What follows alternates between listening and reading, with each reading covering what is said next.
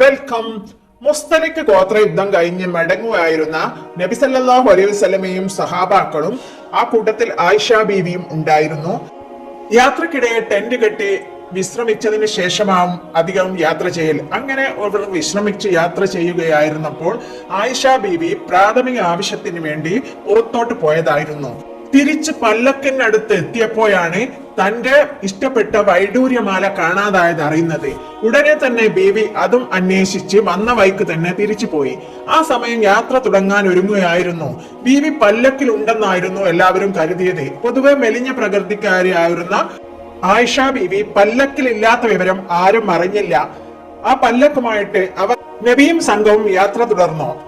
മാല തിരിച്ചു കിട്ടിയ ശേഷം ആയിഷ ബീബി തിരക്കിട്ട് വന്നു നോക്കിയപ്പോൾ അവിടെ അവരെ ആരും കണ്ടില്ല. അങ്ങനെ ആയിഷ ബീബി ആകെ ടെൻഷനായി. അവർ ക്ഷീണം കൊണ്ട് അവിടെ ഉറങ്ങിപ്പോയി. ആ സമയത്താണ് സഫ്വാനുബിനു മുഅത്തൽ എന്ന് പറഞ്ഞ സഹാബി അവിടേക്ക് വന്ന് ആയിഷ ബീബിയെ കാണുന്നത്. അദ്ദേഹം ഞെട്ടിപ്പോയി. അദ്ദേഹം ഇന്നാലില്ലാഹി വഇന്നാ ഇലൈഹി റാജിഊൻ എന്ന് ചൊല്ലിപ്പോയി. കാലത്ത് പർദ്ദ നിർബന്ധമാക്കാതിരുന്നത് കൊണ്ട് ആയിഷ ബീവിയുടെ മുഖം അദ്ദേഹം കണ്ടു. അപ്പോ അത് ആയിഷയാണെന്ന് അദ്ദേഹത്തിന് മനസ്സിലായി. ശബ്ദം കേട്ട് ആയിഷ ഞെട്ടി ഉണർന്നു. അവർ പെട്ടെന്ന് വസ്ത്രമെല്ലാം നേരെയാക്കി. രണ്ടാളും ഒന്നും മിണ്ടിയില്ല. തമ്പടിച്ചെടുത്ത് സാധനങ്ങൾ വല്ലതും ബാക്കിയായിട്ടുണ്ടോ എന്ന് തിരയാൻ വേണ്ടി ചുമതലപ്പെടുത്ത സഹാബിയായിരുന്നു അദ്ദേഹം. അതിനായിരുന്നു അദ്ദേഹം എന്നത്. അദ്ദേഹം ഒട്ടകത്തെ മുട്ടുകുത്തിച്ചു കൊടുത്തു. ആയിഷ ഇതിൽ കയറിയിരുന്നു. അത്രമാത്രമാണ് ചെയ്തത്. അദ്ദേഹം ഒട്ടകത്തിന്റെ കടിഞ്ഞാൻ പിടിച്ചുകൊണ്ട് നടന്നു. അവർ സൈന്യത്തിന്റെ അരികിലെത്തി. അപ്പോൾ സൈന്യത്തിലുള്ളവർ ഇറങ്ങി വിശ്രമിക്കാൻ നോക്കുകയായിരുന്നു. അപ്പോൾ ഒട്ടകത്തെയും തുളിച്ച് സഫ്വാൻ വരുന്നത് കണ്ടപ്പോൾ പിന്നെ അപവാദക്കാർ രംഗത്തിറങ്ങി. ആയിഷയെയും സഫ്വാനെയും കുറിച്ച് പലതും അവർ പറഞ്ഞു പരത്തി. മുനാഫിക്കളുടെ നേതാവായ അബ്ദുല്ലാഹിബ്നു ഉബയ്യും കൂട്ടരുമായിരുന്നു അപവാദ പ്രചരണത്തിന്റെ പിന്നിൽ. അവർ മദീനയിൽ എത്തിയതിനു ശേഷം ഒരു മാസക്കാലത്തോളം ആയിഷ ബീബി രോഗം ബാധിച്ച് കിടപ്പിലായിരുന്നു. മദീനയിൽ എത്തിയ ശേഷം ജനങ്ങളെല്ലാം അപവാദക്കാരുടെ വാക്കുകൾ കേട്ട് അതിൽ മുഴുകി നിൽക്കുകയായിരുന്നു. പക്ഷെ പാവം ആയിഷ ബീബി ഇതൊന്നും അറിഞ്ഞിട്ടും ഉണ്ടായിരുന്നില്ല. പക്ഷെ മുമ്പ് രോഗം ബാധിച്ചപ്പോൾ കിട്ടിയിരുന്ന സ്നേഹവാത്സല്യങ്ങളുടെ ഒരു അംശം പോലും നബി സല്ലല്ലാഹു അലൈഹി വസല്ലമിൽ നിന്നും ആയിഷക്ക് കിട്ടിയില്ല. അവരുടെ റൂമിന്റെ വാതിൽക്കൽ വന്നു നിന്ന് എങ്ങനെയുണ്ട് അസുഖമെന്ന് ചോദിച്ചു പോവുകയാണ് പതിവ്. ഇത് ആയിഷ ബീവിയിൽ എന്തെന്നില്ലാത്ത സംശയമുണ്ടാക്കി. മുമ്പ് രോഗം വന്നാൽ നബി അങ്ങനെയല്ല, വളരെ സ്നേഹത്തോടെ അടുത്തിരുന്ന് പരിചരിക്കുമായിരുന്നു. രോഗം അല്പം സുഖമായപ്പോൾ ഒരിക്കൽ മിസ്തഹ്ബിനു അസാസയുടെ മാതാവിന്റെ കൂടെ പുറത്തേക്ക് പോയതായിരുന്നു പ്രാഥമിക ആവശ്യത്തിന് വേണ്ടി. വഴിയിൽ വെച്ച് മിസ്താഹിന്റെ മാതാവിന്റെ കാലിടറി വീഴാൻ പോയി. അപ്പോൾ ആ സ്ത്രീ മിസ്താഹ് നശിച്ചത് തന്നെ എന്ന് വിളിച്ചു പറഞ്ഞു. ഇത് കേട്ട് ആയിഷ ബീവി പറഞ്ഞു, നിങ്ങൾ എന്താ പറയുന്നത്? അങ്ങനെ പറയരുത്, വളരെ മോശം. ബദർ യുദ്ധത്തിൽ പങ്കെടുത്തൊരു സഹാബിയല്ലേ അവൻ. മോളെ, അവർ പറഞ്ഞു നടക്കുന്നത് മോൾ കേട്ടിട്ടില്ലേ? അപ്പോൾ ആയിഷ ബീവി അവരിൽ നിന്ന് എല്ലാം ചോദിച്ചറിഞ്ഞു. ബീവിക്ക് രോഗം അധികമാവുകയും ചെയ്തു. പതിവ് പോലെ നബി വീട്ടിൽ വന്നപ്പോൾ തന്റെ മാതാപിതാക്കളുടെ കൂടെ പോവട്ടെ എന്ന് ആയിഷ ബീവി സമ്മതം ചോദിച്ചു. ചോദിച്ചോടൻ നബി സമ്മതം കൊടുത്തു. ആയിഷ ബീവി സ്വന്തം വീട്ടിലെത്തിയപ്പോൾ ഉമ്മയോട് ഈ സംഭവിച്ചതിനെ കുറിച്ച് ചോദിച്ചു. അപ്പോൾ ഉമ്മ പറഞ്ഞു, മോളെ, നീ ശാന്തമായിരിക്കെ. ഒന്നിൽ കൂടുതൽ ഭാര്യമാരുള്ള ഒരു പുരുഷന്റെ സുന്ദരിയായ ഭാര്യയെ കുറിച്ച് ആൾക്കാർ അസൂയപ്പെട്ട് പലതും പറഞ്ഞു നടക്കും. നീ അതൊന്നും കാര്യമാക്കണ്ട, എല്ലാം ക്ഷമിക്കൂ. സുബ്ഹാനല്ലാഹ്, ആളുകൾ ഇങ്ങനെയൊക്കെ പറയുന്നുണ്ടല്ലേ. ആയിഷ ബീവിക്ക് നിയന്ത്രണം വിട്ടുപോയി. അന്നത്തെ രാത്രി ആയിഷ ബീവി കരഞ്ഞു കരഞ്ഞ് ഉറങ്ങാതെ നേരം വെളുപ്പിച്ചു. ഈ വിഷയത്തിൽ നബി എന്തു ചെയ്യണം എന്നതിനെ കുറിച്ച് കുടുംബത്തിലെ പ്രധാനികളോടെല്ലാം കൂടിയാലോചന നടത്തുകയായിരുന്നു.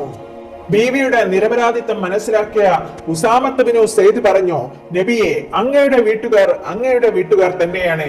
അവരെ കുറിച്ച് നല്ലതല്ലാതെ ഒന്നും ഞങ്ങൾക്കറിയില്ല. അലി റളിയല്ലാഹു അൻഹു പറഞ്ഞു, ആയിഷയുടെ ഭൃത്യയെ വിളിച്ച് കാര്യം ചോദിച്ചാൽ സത്യം മനസ്സിലാക്കും. അങ്ങനെ നബി ആയിഷയുടെ ഭൃത്യ ബരീറയെ വിളിച്ച് കാര്യം ചോദിച്ചു. ആയിഷയിൽ സംശയകരമായ വല്ല അനുഭവങ്ങളും നിനക്കുണ്ടായിട്ടുണ്ടോ? അള്ളാഹു ആണ്, അവരെ സംബന്ധിച്ചിടത്തോളം തെറ്റിദ്ധരിക്കേണ്ട യാതൊരു അനുഭവം എനിക്കിതുവരെ ഉണ്ടായിട്ടില്ല. അവർ ചെറിയൊരു പെൺകുട്ടിയല്ലേ. മാവ് കുഴക്കുമ്പോൾ ചിലപ്പോൾ അത് മൂടി വെക്കാതെ ആട് വന്ന് തിന്നുപോവും. ഇതൊന്നുമല്ലാതെ ഞാനൊന്നും അവരിൽ കണ്ടിട്ടില്ല.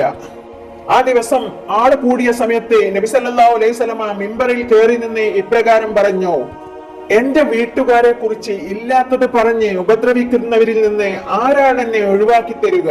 അള്ളാഹുവാണ് എന്റെ കുടുംബക്കാരെ കുറിച്ച് നല്ലതല്ലാതെ ഇതുവരെ ഒന്നും എനിക്ക് അനുഭവപ്പെട്ടിട്ടില്ല. അവർ പ്രതിയാക്കി പറയുന്ന പുരുഷനെ കുറിച്ചും നല്ലതല്ലാതെ ഒന്നും ഞാൻ കേട്ടിട്ടില്ല. അദ്ദേഹം എന്നോടൊപ്പമല്ലാതെ എന്റെ വീട്ടിൽ വരാറില്ല. സഹാബികൾ തമ്മിൽ നബിയെ സംരക്ഷിക്കുന്നതിനെ കുറിച്ച് അങ്ങോട്ടും ഇങ്ങോട്ടും ചർച്ച നടത്തി രംഗം വഷളായിക്കൊണ്ടിരുന്നു. നബി ഇടപെട്ട് അതെല്ലാം ശാന്തമാക്കി. ആയിഷ ബീബി കരഞ്ഞുകൊണ്ടായിരുന്നു ദിവസം കഴിച്ചു കൂട്ടിയത്. അവർ മാതാപിതാക്കളുടെ ഒപ്പം ഇരിക്കുമ്പോൾ നബി സല്ലല്ലാഹു അലൈഹി വസല്ലമ കയറി വന്നു സലാം ചൊല്ലി. എന്നിട്ട് അവിടുന്ന് പറഞ്ഞു: ആയിഷ, എനിക്ക് നിന്നെ കുറിച്ച് കുറച്ച് വിവരങ്ങൾ കിട്ടിയിട്ടുണ്ട്. അത് നീ നിരപരാധിയാണെങ്കിൽ അത് അള്ളാഹു തന്നെ തെളിയിച്ചു തരും. വല്ല തെറ്റും ചെയ്തു പോയിട്ടുണ്ടെങ്കിൽ അള്ളാഹുവിനോട് മാപ്പ് ചോദിച്ച് ഖേദിച്ച് മടങ്ങിക്കൊള്ളുക. തീർച്ചയായും അള്ളാഹു എല്ലാം പൊറുക്കുന്നവനാണ്. അത് കേട്ട ആയിഷ ബീവി പറഞ്ഞു: നബിയെ, നിങ്ങൾ കേട്ട ഈ വാർത്ത നിങ്ങളുടെ മനസ്സിൽ ഉറച്ചു കഴിഞ്ഞിരിക്കുന്നുവെന്നും നിങ്ങൾ അത് വിശ്വസിച്ചിരിക്കുന്നുവെന്നും എനിക്ക് മനസ്സിലായി. അതുകൊണ്ട് എന്റെ ഈ വിഷയത്തിൽ എനിക്ക് അള്ളാഹു തന്നെ വഴി കാണിച്ചു തരും. അള്ളാഹുവിനോട് മാത്രമേ എനിക്ക് സഹായം അഭ്യർത്ഥിക്കാനുള്ളൂ. ഇതും പറഞ്ഞ് അവർ എഴുന്നേറ്റ് പോയി തന്റെ വിരിപ്പിൽ കിടന്നു. നബി തന്റെ ഇരിപ്പിടം വിട്ട് എഴുന്നേറ്റ് പോയില്ല. അപ്പോൾ തന്നെ സൂറത്തുന്നൂറിലെ ആയത്തുകൾ പരിശുദ്ധവും സത്യസന്ധവുമായ ആയിഷയുടെ നിരപരാധിത്വം വ്യക്തമാക്കിക്കൊണ്ട് അവതരിച്ചു. വളരെ ഗൗരവമേറിയ ഈ ഒരു വിഷയം പ്രചരിപ്പിച്ചവരെ കടുത്ത ശിക്ഷ കൊടുക്കാൻ തീരുമാനിച്ചു. വ്യഭിചാര കുറ്റം ആരോപിച്ച അവർ എന്തുകൊണ്ട് 4 സാക്ഷികളെ ഹാജരാക്കിയില്ല? സാക്ഷികളെ ഹാജരാക്കാത്തത് കൊണ്ട് അവർ തന്നെയാണ് കുറ്റക്കാർ. നബി സല്ലല്ലാഹു അലൈഹി വസല്ലമക്ക് സമാധാനമായി. അദ്ദേഹം പുഞ്ചിരിച്ചുകൊണ്ട് ആയിഷ ബീവിയോട് പറഞ്ഞു: ആയിഷ ബീവിയുടെ നിരപരാധിത്വം അള്ളാഹു തന്നെ തെളിയിച്ചിരിക്കുന്നു. ഇത് കേട്ട ആയിഷയുടെ മാതാവ് പറഞ്ഞു: മോളെ, നീ അള്ളാഹുവിന്റെ ദൂതരോട് നന്ദി പറയുക. ഇല്ല ഉമ്മ, ഞാൻ നന്ദി പറയൽ അള്ളാഹുവിനോട് മാത്രമേ ഞാൻ നന്ദി പറയുകയുള്ളൂ. എന്റെ നിരപരാധിത്വം തെളിയിച്ചത് അള്ളാഹുവാണ്. തുടർന്ന് അപവാദ പ്രചരണക്കാരെ കണ്ടുപിടിച്ച് അവർക്ക് 50 ചാട്ടവാറടി വീതം ശിക്ഷ വിധിച്ചു. വീഡിയോ ഇഷ്ടപ്പെട്ടാൽ ലൈക്ക് ചെയ്യാനും സബ്സ്ക്രൈബ് ചെയ്യാനും മറക്കരുത്. Thanks for watching.